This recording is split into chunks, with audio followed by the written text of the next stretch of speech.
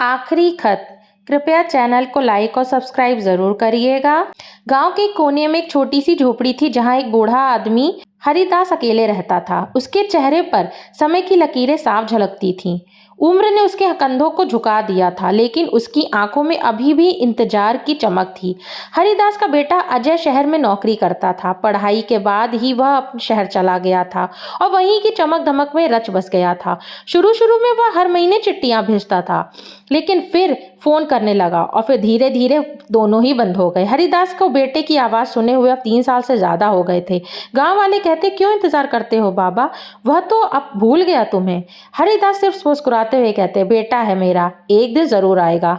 हर दिन सुबह वो अपनी झोपड़ी से बाहर चारपाई पर बैठ जाते और सड़क की ओर देखते रहते। शायद आज अजय आए, शायद आज।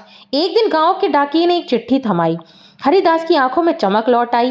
कांपते हुए हाथों से उन्हें लिफाफा खोला तो ये तो ना तो अजय की चिट्ठी थी, ना कोई संदेश।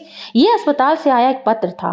आपका स्वास्थ्य चिंताजनक है, कृपया जल्दी जांच कराएं। हरिदास के पास ना तो पैसे थे, ना कोई सहारा, लेकिन मन में यह इच्छा जरूर थी कि बेटे से एक बार मिल सकें।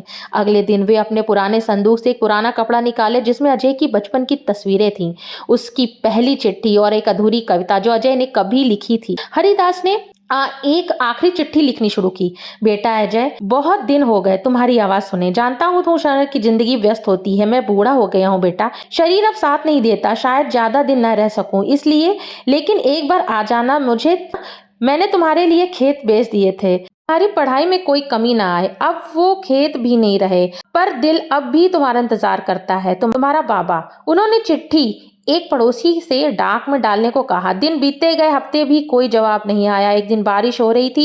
हरिदास अपनी चारपाई पर लेटे थे, उनकी सांसें धीमी हो चली थी। पड़ोसी रामू उन्हें देखने आया तो देखा हरिदास की मुट्ठी में वो आखिरी चिट्ठी थी। शायद भेजने से पहले उनसे आखिरी बार पढ़ रहे थे। रामू दौड़कर अस्पताल ले गया, लेकिन देर हो चुकी थी। अंतिम संस्कार के समय गांव वाले इकट्ठा हुए। उसी दिन डाकिया आया, एक लिफाफा हाथ में लिए।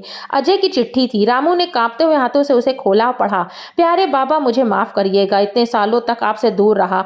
मैंने जीवन की दौड़ में आपको खो दिया। आपकी चिट्ठी पढ़ते हुए मुझे एहसास हुआ कि स्वार्थी बन गया हूं मैं आ रहा हूं बाबा, कुछ दिन आपके साथ बिताना चाहता हूं। आपका अजय। लेकिन अब बहुत देर हो चुकी थी। अजय जब गांव पहुंचा तब सिर्फ राख बची थी और एक अधूरी चिट्ठी जो उसके नाम थी। उस दिन अजय ने पहली बार शहर की दौड़ को बेकार समझा और वहीं उसी झोपड़ी में रहने का फैसला किया, अपने पिता की यादों के बीच खुद को फिर से पाने के लिए।